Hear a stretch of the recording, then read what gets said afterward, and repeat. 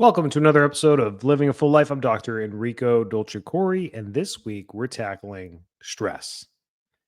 Stress is not going to be tackled in one podcast. It's a perpetual thing that comes at us from all different angles. But understanding what stress is and the effects it has on our body hopefully keeps you motivated to keep doing all the right things that you do every day to stay healthy. That's the whole point of this. Stress is the body's natural response to demands or threats. It's a natural thing. It's there for a reason. It's a wonderful system to keep us protected. The threats can be physical, they can be emotional, they can be mental, they can also be chemical. But these threats can come to us from all different directions, and it's almost like they do on a daily basis. And stress can be short term or it can be chronic. Short term is something that just currently happened. You got hit in the arm and you got a bruise. That's stress. That is inflammation. That is pain. That's everything going on right there. It bruises and then it will go away in a couple of weeks. That's short term. Chronic stress can develop and perpetuate over time. And that's what we're going to dissect in this podcast today is what's the difference? How do we mitigate it?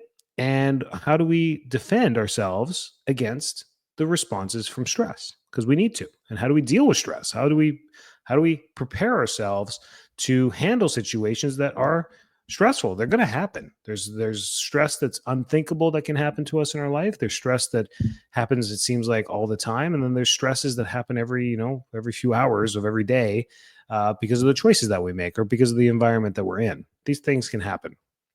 So, how the body responds to stress is a real important understanding.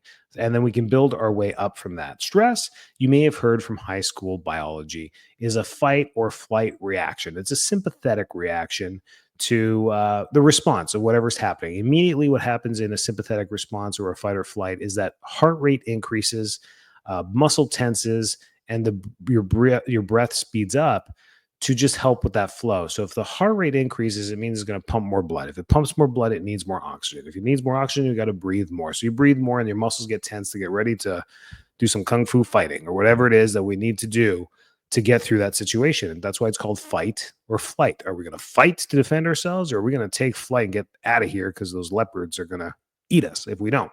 So that's the primitive response to stress. And it's ingrained in our DNA, the programming that's in there. It can't be changed.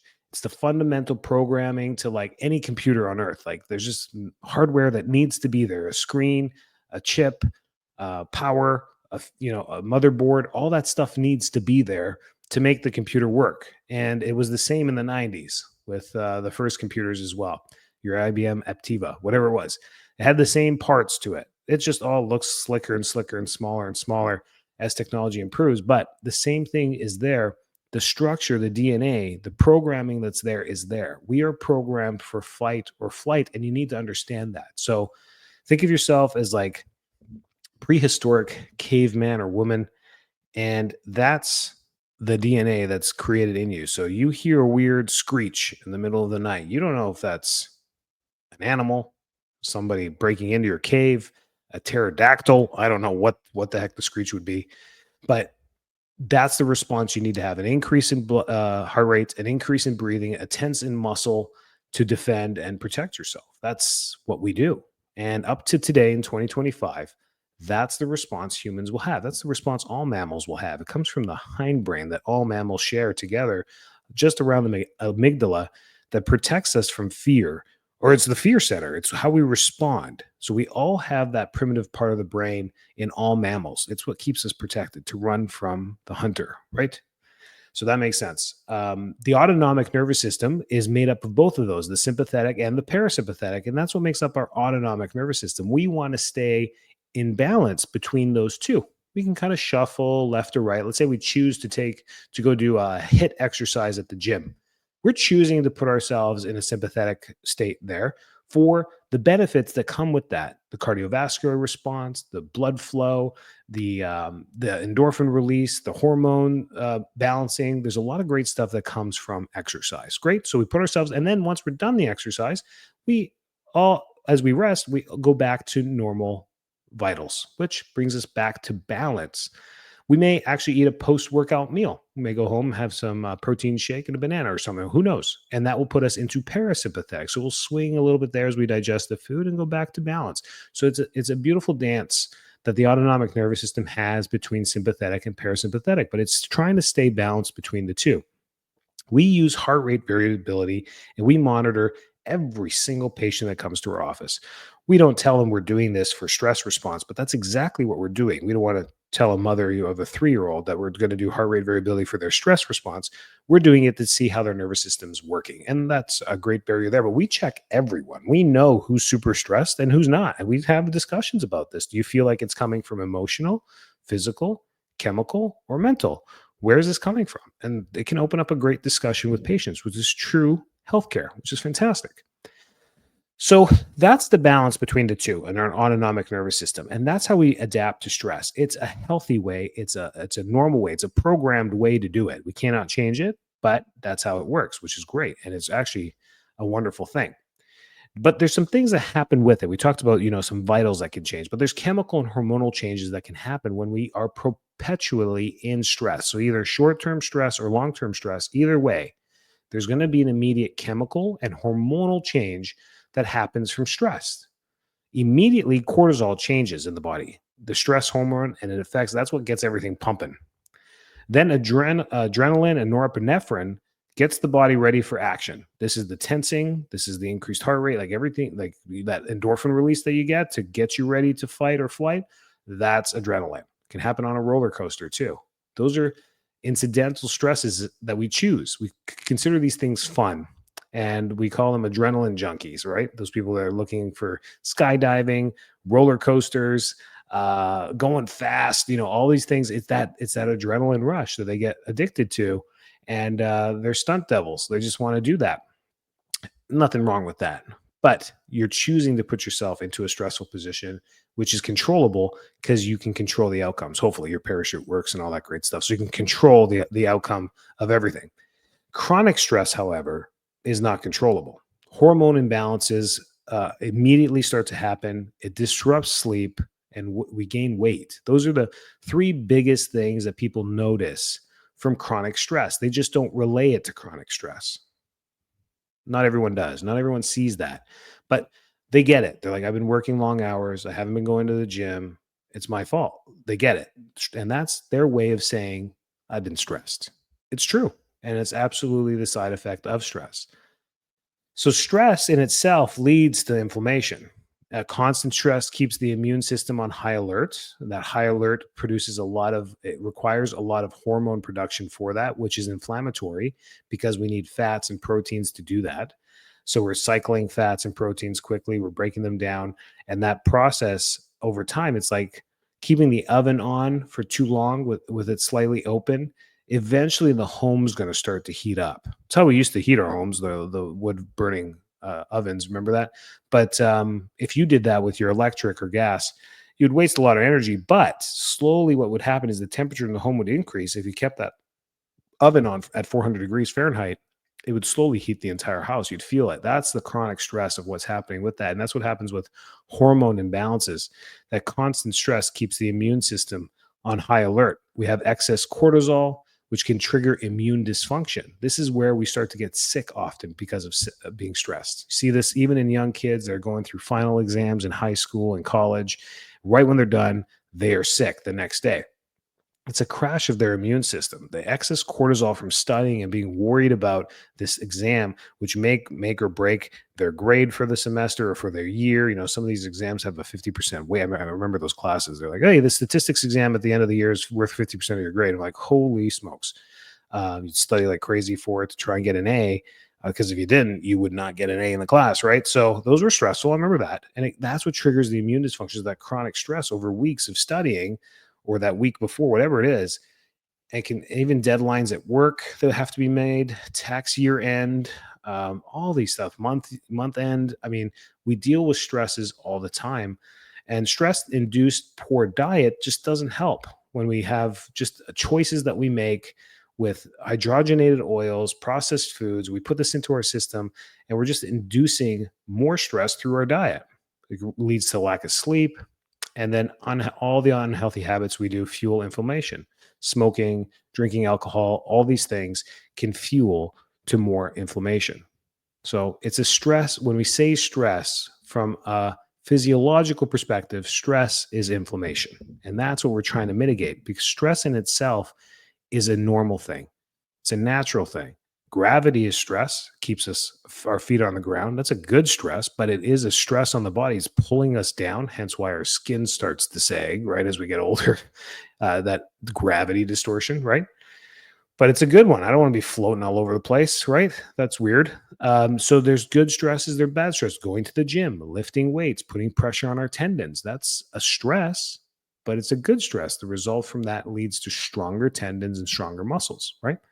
So the ones that we choose that are going to lead to bad are always coming through diet, right? Always through diet. Every time we're like, oh, I just want one of those things, a scoop of ice cream, we're fueling inflammation with that. Doesn't mean we can never have it. We just have to be in a state that will be good to have that stuff. It just depends on how much fire, how big is the forest fire in the body. That's my analogy for stress for most people. 'Cause there's always a little pilot inside of us. There's always a little flame going on. It has to be there. There always has to be, it always has to be ready to fight. It's that flame. If you grew up in the north, you got natural gas furnaces. There's a pilot that stays on 365 days a year. It's just there in case the heat needs to kick on. That pilot is there. It can light the flame and heat the air that comes through it to heat up the house.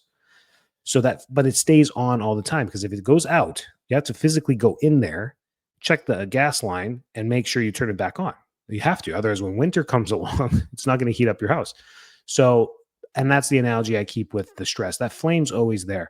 When we stress ourselves out and we put more kerosene onto that, the flame can get out of control. It can get very big. It can turn into a fire where your entire boiler room's on fire or the whole house catches fire. Now we're in trouble, right? So, depending on that, when the flame is small and the pilot's there and you throw some ice cream on it, not a big deal. Nothing's going to really happen. Going to eat some Oreos, going to eat some processed food, have some pizza, whatever. It's not going to hurt. But when there's a forest fire going on and our joints hurt and our knees hurt and we're in pain, or we're overweight, or whatever's happening, there's already chronic inflammation and we add more to it, we turn this into a whole house fire. That's what inflammation is. Inflammation is the body's natural defense mechanism. For acute, like we talked about, getting hit in the arm and having a bruise, it's for short-term healing. So immediately, plasma, red blood cells, white blood cells, the immune system goes straight to the injury. The immune system is warned off because it's like, listen, nothing's ruptured. We didn't break the skin. There's no bacteria that's in here. There's no viruses. There's nothing that we need to fight off. So the killer cells are held off, and immediately the plasma and red blood cells and white blood cells do their thing to repair the damaged skin tissue, muscle tissue, tendon, whatever's there, fat cells that were ruptured, whatever happened, they go in there and start to repair through blood flow. That's short-term healing. So that is a natural defense mechanism. That is a natural healing process. That is a great thing. Chronic inflammation, no bueno. It's long-term. It's harmful. To have that type of a response, a military response happens when this happens. So you get a bruise on your arm or you get hit in the arm with a softball, your body puts out the Navy SEALs, the military, the Air Force, the Navy, everyone's going out to be like, what happened? There was a bomb went off on our forearm. It was actually a softball. They go and check it out immediately. It happens within seconds, minutes. The Navy is fed off. The Air Force is fed off. The Marines are fed off, but the military stays. They're like, hey, let's help clean up a little bit. And they help rebuild. That's what's going on there. So the troops or the army, whatever, is there and they do their thing. This is how I got through medical school, by the way. All these cartoons in my head, and that's how I, I figured out everything. But hopefully they help you too. Chronic long term is where we start to have inflammation around the heart, inflammation around the liver, inflammation around the kidneys, and the organs start to get bogged down. Now we're going to exhaust the military. They're going to be tired of constantly trying to rebuild. We're going to get fatigued. And now we have this inflammation, which is going to change physiological effects. So inflammation around the kidneys or in the kidneys is going to start to create vasoconstriction within the kidneys, which means bad blood flow, bad circulation, bad waste removal from the body. That increases uric acid, increases your pH, increases your renal pressure, which increases your blood pressure. And I can go through analogies for every single organ in the body and what happens when it starts to get inflamed. Typically, that's where the pathology is going to take place. But that's what chronic inflammation does. It's long term disruption of the military, and it's going to exhaust the resources, right? Can only print so much money. Where inflammation occurs is due to the stress. So if we got the kidneys, for example, can be from poor diet, a high increase of alcohol in the diet, and smoking. Let's say we do the poor diet, we smoke and we drink alcohol. Kidneys, liver, they hate it. They're the ones that are going to get it. If it starts to get inflammation around the brain, we may notice memory loss, brain fog, mood disorders. If we get inflammation around the heart and arteries, we can increase our risk of heart disease, stroke, heart attack. These are things that can happen there. Gut, this is a very common one. The gut takes up a lot of space. You may have seen these things. If you outstretch the small intestine and large intestine, it can wrap around the world or something like that. Like how long it is. I should probably look that up. That's how long our digestive tract is. It's huge. So when you bundle that all up, it's like a ball of yarn. So you take that and then you put it into this ball of yarn and you stick it in someone's abdomen. You're like, here, that's your digestive tract. It's a lot of surface area, a lot of space. So the gut is the most common organs to have inflammation buildup. And this leads to digestive issues, leaky gut, irritable bowel syndrome, ulcers, polyps, ulcerative colitis, diverticulitis. I mean, the gut issues can just keep going. Dysbiosis, all the stuff that can happen in the gut is because of chronic inflammation. Then it can go to joints and muscles. We see all of this all the time, the joint and muscles, chronic pain, stiffness, and that's an autoimmune response. Now your body's starting to attack itself because the hormone imbalance has been for too long. We've attacked our hormone system. Oof, stress, no bueno, and not cool at all. But how do we reduce it? And what can we do to decrease inflammation naturally? That's what we should be focusing on. Breathing exercises and mindfulness can go such a long way. Most of our stress comes from knowledge, which means our work. So we're sitting there and we're exerting mental energy to do our work. So if you're a lawyer, an accountant, a bookkeeper, an attendant, documents, receptionist, manager, any of these things, which covers a lot of the workforce. We're using our brains in numbers and tasks and Excel sheets and Word documents and reading a lot and emails and communication. We're in that IT, whatever it may be, computer code. It's using our brain. And being mindful and breathing can relax the brain the fastest.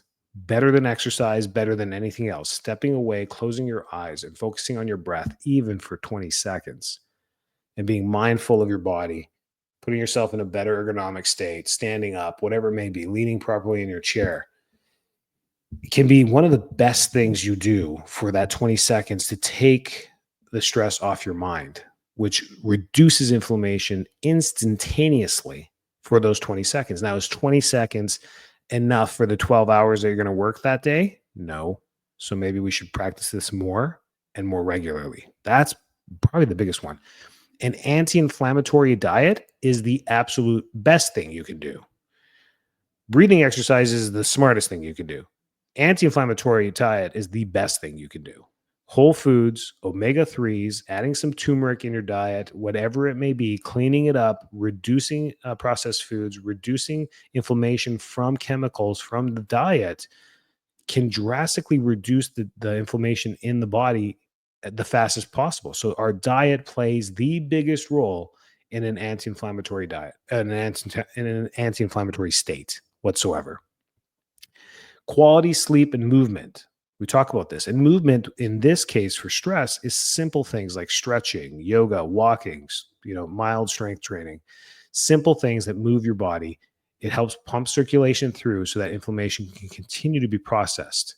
Sitting for long hours and not exercising just leaves us with a stagnant circulation. And a stagnant circulation is hard on the lungs and the cardiovascular system. There's been studies showing that people who sit and don't exercise full time, 40 hours a week, have a 3 times greater risk for heart attack and lung issues than a chronic smoker. Unbelievable. Crazy, right? Just that circulatory movement. And then, of course, managing emotional stress, gratitude, social support, and mental therapy play a huge role in that as well. That's how we get the emotional, the chemical, the physical, and the mind balanced to offset the stresses that we're attacked with. You can do it all little by little. Just like how you do it every day to beat yourself down, you can do the little things every day to build yourself up. If you need support, we're here for you. I challenge you to reach out to info@fulllifetampa.com with any questions you have. Just say, I need help. Let's open a discussion through email. You can be anywhere in the country. A lot of this stuff with inflammation can be done virtually on Zoom, which is super cool. And the doctors at Full Life Chiropractic are well versed and trained on doing this holistically and naturally. So if you need help, and this podcast was like, wait, hang on a second. I do. Glad I listened to this. It's probably why you listened to it right to the end. info@fulllifetampa.com. Send an email, say, listen to your podcast. I could use some help. Well, I'll know exactly what you're talking about. And we'll hook you up with a virtual consult for free to talk and go through what it is that's going on. And maybe we can dive deeper and help you out or refer you to someone locally or someone else that can help you out as well. Stay well, stay healthy. Thanks for tuning in this week. Like, share, comment on the podcast so more listeners get to it, of course. And see you next week.